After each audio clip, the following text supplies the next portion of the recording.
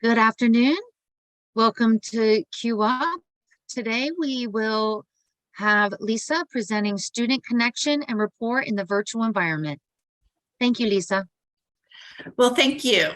Let me just take a moment to thank you all for attending the session and introduce myself. I'm Lisa Pizzuto. I am the coordinator for a virtual learning program in Fulton County Schools. I have been working as a virtual teacher for slightly over 17 years, which, by the way, when I counted that up the other day was a little scary. So I think I've seen every iteration of teaching virtually. I served as an adjunct teacher for over a decade, meaning working part-time in the evening after a full day face-to-face. And then about 6 years ago, I became a full-time online teacher for Fulton County Schools. And then developed a real flavor and taste for creating content and curriculum and working with that. And long story short, then became the program specialist. And today it was just announced that I am now the coordinator for virtual learning. So it's been a big day. So what I wanted to do was, over the last several years, we've grown as a program, and one of the things we take a lot of pride in is working on that student engagement piece. So I am going to share with you some of the things we do and hopefully be able to answer some questions or give you maybe some ideas and things to think about as you're working with your students online. So my learning objective is to kind of talk a little bit about how we can personalize a generic course and develop connections with our students. So all of our teachers are given a course template, if you will. So in other words, somebody's teaching Algebra 1 or US history, we push out to them the initial content. And then we give the teachers opportunities to go ahead and personalize that content and work with their students online to make it a little bit more personalized and one-on-one. So one of the things I wanted to kind of talk a little bit about, or oops, forget you can't touch, is one of the things we really work on in our program is that transactional distance, meaning getting closer and closer to the learner and trying to make it a more personalized experience. So we do focus a lot on learner autonomy. And I won't read this all to you because I know you're going to get the presentation. However, when we talk about learner autonomy, what we're talking about is helping them become learners who can actually have an understanding of how to work not just asynchronously with the content itself, but also how to go about seeking out help, having dialogues with their online teacher and kind of working together with them so they have that self-paced course. So this is where we had started. And when we started talking about how we were going to help our students become stronger online learners, one of the things we decided is we really had to take a shift in what those relationships look like. So it wasn't like you were teaching to the whole class like you did in the face-to-face classroom, but it was more that one-on-one connection. And even though we're online with our students and we may not be physically sitting next to them, we do a lot of things throughout our coursework that try and develop that one-on-one relationship and shift. So a big part of that, and I apologize, I think I can probably, there we go. So dialogue is a big part of what we focus on in our courses, and creating that engagement with the students. And I'm going to show you some different examples in the way we start it. But we have found that students quite often want to hide behind the computer and be silent, or, just let me do my work, and they didn't want to interact with their teachers. So we really talked a lot about how can we start to create more of an interaction between the student and the teacher, since we knew this was a critical piece to creating that engagement and getting the students working. So one of the things we do know is, as long as there is some kind of consistent dialogue with the teacher, that students are a lot more likely to engage on a regular basis on their course. So talking about that communication, we knew we wanted to put it within our instructional model. So the first thing we did was decide that throughout our coursework, here are 3 key ways that we focus on communication. The first was meet the teacher phone calls, and we'll talk about those in a moment. Feedback on meaningful assessments before students take unit tests, and then support calling. So these were 3 key areas of communication that we focused on. So the first piece was the meet the teacher phone call. And this was something that we started a few years ago. And it sounds pretty obvious that you would want to go ahead and make sure that you had some kind of initial communication with your students. There's a couple of things I want to talk about here. Our meet the teacher phone calls are at the very beginning of the term. They're between the student, parent, and teacher. They can be done via video chat or through a phone conversation. But our objective here is to make sure that we make contact with each of our families, welcome them to the course. We want to explain a little bit about the course itself. We want to kind of see what their motivation is for taking an online course, and also kind of set up for that growth mindset, and start talking about what are some things they're looking forward to and their opportunities for growth in the classroom. I think something may have popped up in the chat. I apologize, I can't see the chat, but feel free to interrupt me.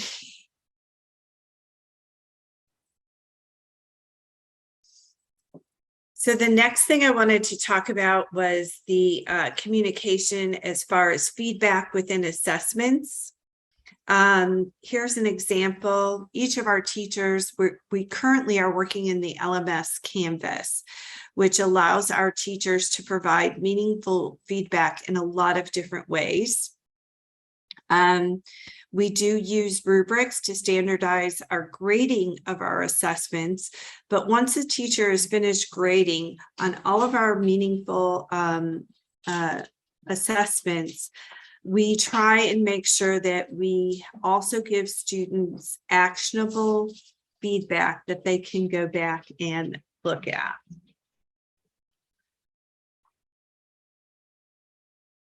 Just want to see if I can check the chat real quickly. How many students do your teachers have on average? Our teachers can have up to 200 students per term during the regular fall and spring semester. During the summer, we have about 60 to 80 because it's only a 6-week. Someone else says we have students that have very high anxiety, which is why they are in virtual. Showing their face is a struggle even on camera. How many classes? And how many classes? Separate question. Our teachers, just like a regular face-to-face teacher, can teach anything from one subject to some of our English teachers teach as many as 6 different subjects. We don't have classes in terms of periods. Our program is asynchronous. So I could be teaching 6 different classes. My students are self-paced, so they're at all different kinds of places. However, I still am trying to make those connections with my students one-on-one. So each student is treated individually. Going back to the question about putting the camera on and having the students have that kind of experience with their teachers, just to share a personal experience with that. I had a young lady who had extreme anxiety that I worked with. So what we did was we started off very simply with video chats where she would use an emoji at first and she would pick it, and every time it might be a different one. But we were still having those auditory experiences together. And again, these are one-on-one. Her parent was also invited when we would do some of the discussion-based assessments to be close by, just to kind of reduce some of that anxiety for her. So I do agree, a lot of our students do take our program as well because they don't want to be in the large classroom environment. But over time, we're able to build a relationship. So it's got a little easier. So for her to have that experience. So sorry, when do they do the phone calls with that many students? Because our students are working asynchronously, we work on a 2-week cycle for support. So those meet the teacher phone calls kind of happen in the beginning. And it sometimes is a challenge. We get some of our teachers take 2 to 3 weeks to make those phone calls, but it's definitely well worth the time, and they do get it done. I know I used to just pace myself out and do anywhere from 15 to 20 phone calls a day. And again, since it's asynchronous instruction, you're not lecturing or anything during that time. So as I mentioned before, when the student, we feel that as an online teacher, a lot of the teaching happens when you're giving the feedback. So we always try and make sure that we give some kind of personalized to our emails and feedback, as well as some resources and suggestions for the students. So this is just one example. Whoops.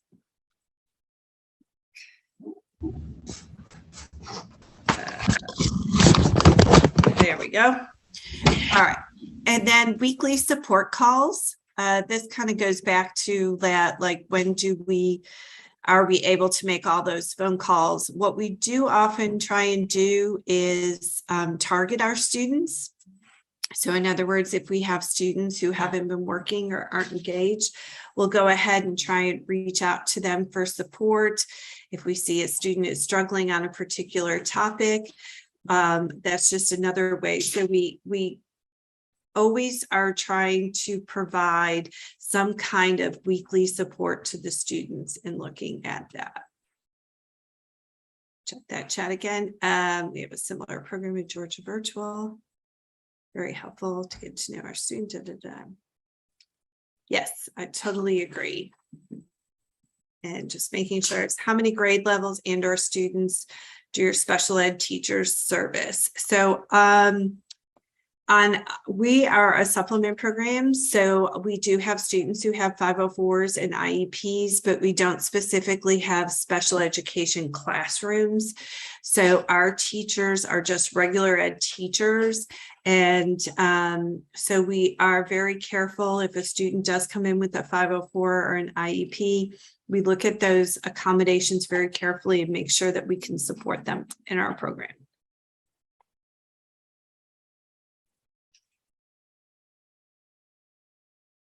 All right, so going back to the support calling, Since we do work at a distance from our students, we do look at our engagement data just to make some observations that we would normally make in the classroom. So just to kind of tell you who are the students that we're reaching out to every week.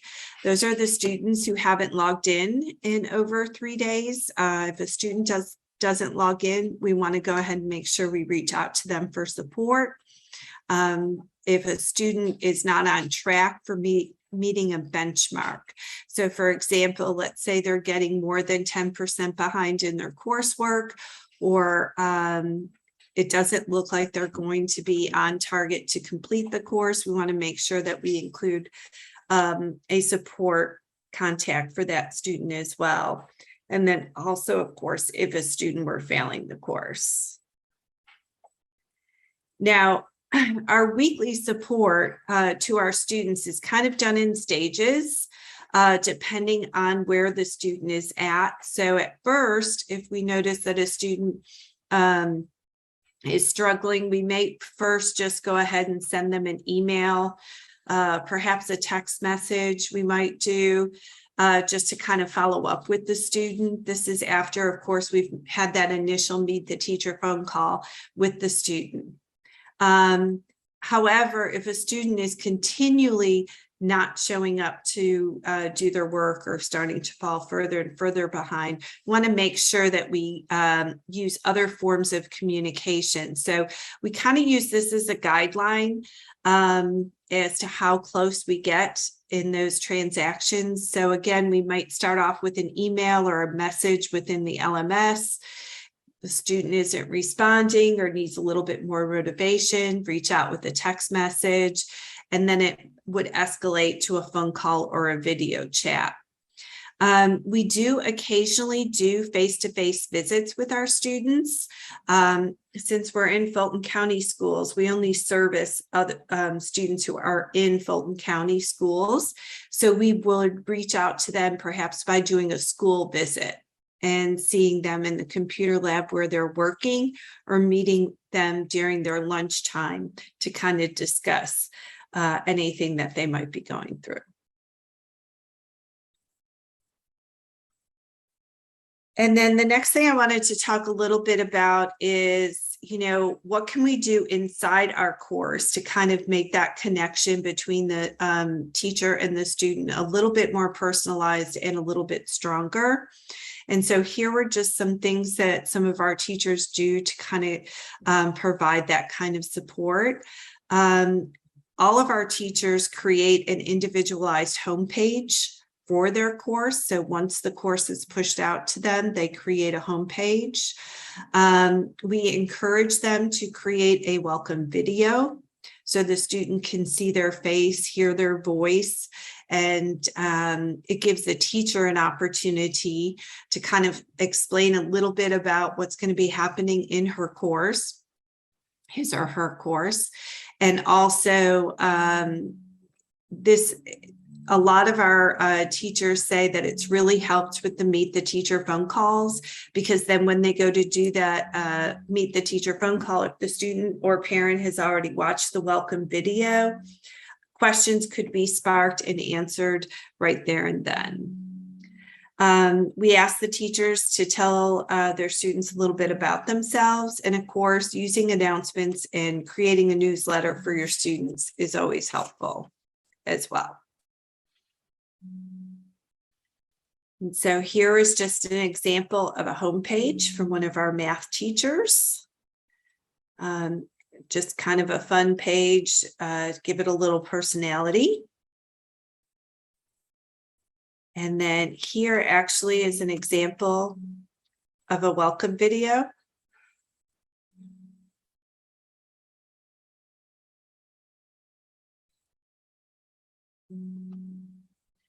And what's really nice is in the course, she explains a little bit about the materials that they're going to need, what some of the expectations are going to be for the semester, and then just any important dates or tool tips, as well as all of her contact information. So This gives the students a reference that they can always go back to as well in case they're looking for any of that information. And the students seem to really appreciate the welcome videos.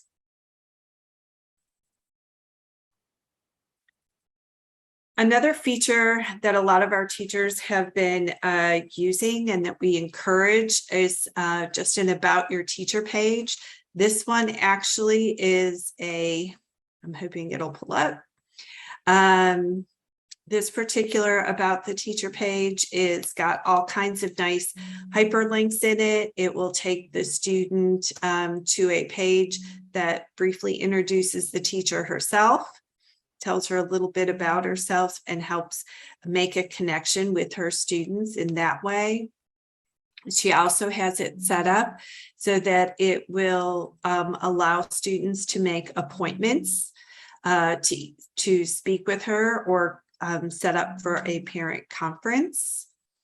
And then she also, sorry, that's mine.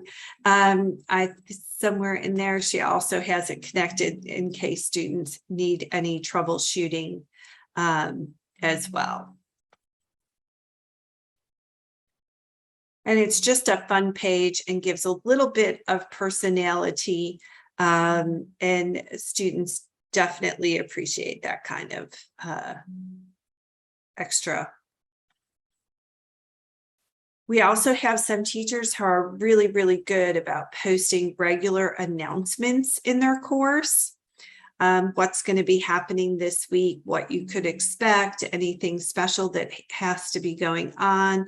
And again, just another way to engage the students and make them see there really is a teacher behind that digital content. We also have some teachers who like to use actual newsletters.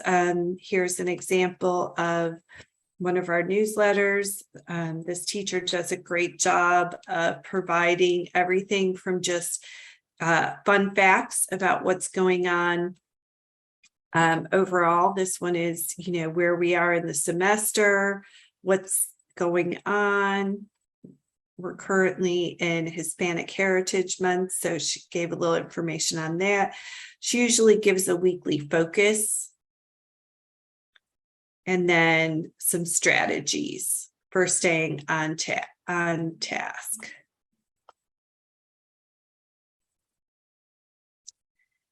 So those were just some examples of ways you can personalize your course to develop those connections with your students. So I think it's always important, if we can, to try and help our students recognize that we are actually behind that the coursework, and that it's a real person actually grading, and I think they appreciate that connection. So that's all I had, unless you guys had any other questions.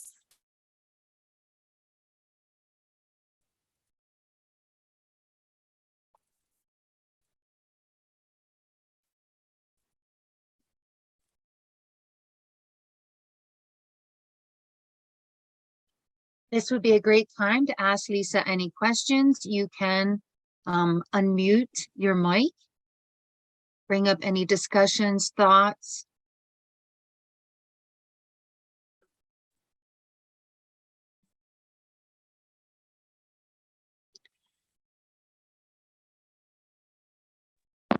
Our attendance rate, oh, sorry, I was just grabbing a question from the chat that just had a question. Sure. How does your district address teachers who don't speak the same language as the students' families? So we have we have a world language department. So there's a couple different ways. We've really got inventive this year. Google Translate. So we have parents often will call and we'll open a Word document and we'll type in the document what we want to say to the parents, and we'll have it translate back. And we've even had it go both ways, where we've had the parents and the teachers in the same live document using Google Translate back and forth, so that the parents and the teacher can have a conversation back and forth about the student's progress. Those are good ideas. Thank you. No problem. I know someone said that majority of their teachers' feedback on students' coursework is in written form. We actually have a lot of our teachers use a blended video as well as the audio feedback. Now that we have Canvas, this is our just the start of our second year with Canvas. So it's been a great feature to have. So we do a large combination of both. Our teachers are so used to the written format because that's how we used to only be able to give feedback. So a lot of them had developed some templates on their major assessments with some targeted support. Collaboration is interesting. You should ask this, because this is always the hot topic in our department, because our students are so asynchronous, meaning that they're all self-paced. So when they come in, we might have some students start at the beginning of the term, and then other students not start for 3 weeks, and so on and so forth. So they're not always in the same place to collaborate. However, we are hoping to kind of work a little bit more on that. So the only collaboration we've had so far is through discussion boards. And so where we have students actually present something or respond to a particular topic, and then we have students who can then go, when they reach that point in the course, and kind of add to that and elaborate. So that's worked well. But it's just, to me, a start of collaboration. Someone asked about attendance rate. We don't take attendance as a traditional form. What I mean by that is, because our students are asynchronous, we kind of gauge their attendance based on their progression in the course. So based on the time of the year, we're constantly looking at where they should be percentage-wise in the course each week.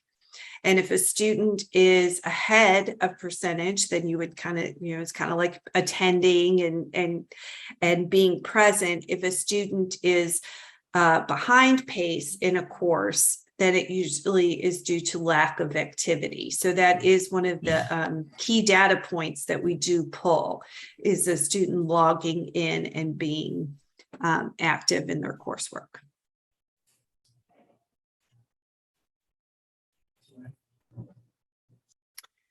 So that might lead into the last question in the chat, is what do we do with students who are not working then?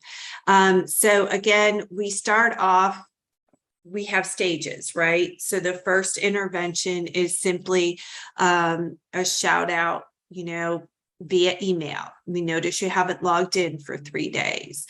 That would then escalate to a phone call. So each week we pull those data points, and we see that students who have not logged in for 7 days or more are getting a phone call each week. Now, that phone call initially we encourage to the student. If that's not working, it would escalate then to the parents, and then it would escalate up to, I, as an administrator, probably, although I look at who's attending and so forth, we usually let the teachers kind of handle that until it gets to a point of the student hasn't logged in now for 2 weeks. Now we're reaching out to the student's homeschool and seeing what's going on and how can we do that. We do not penalize our students for attendance, because we are asynchronous.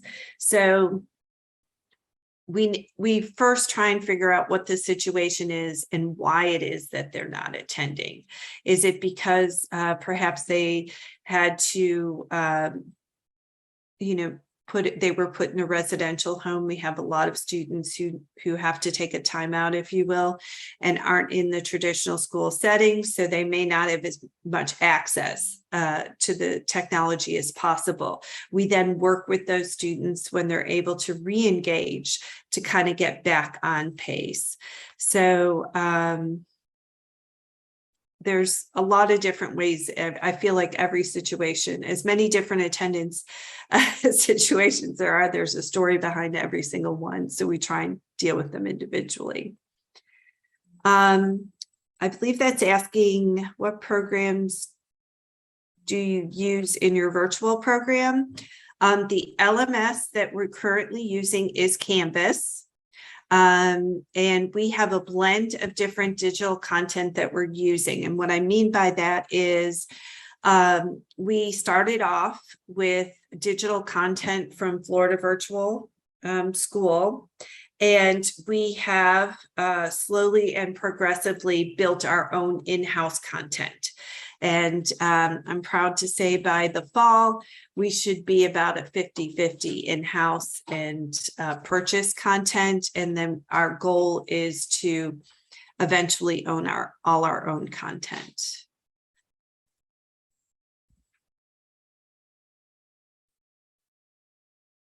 Want to make sure I hit all of the questions. If I missed your question, I apologize. Just taking another quick look.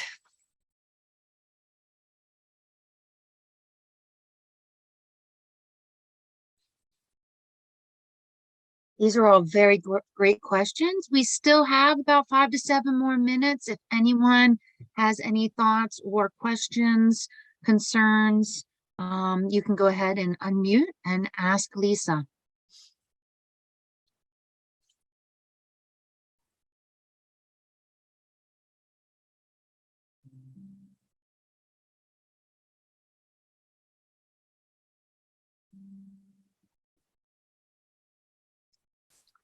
No questions.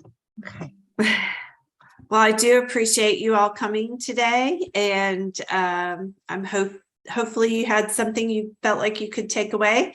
We definitely have built some strong relationships with our students, and what's really nice is a lot of our teachers, especially our world language teachers, have taught the same students year after year from like 7th grade all the way to their senior year. So I definitely think online learning does not mean that there has to be a distance between the teacher and the student.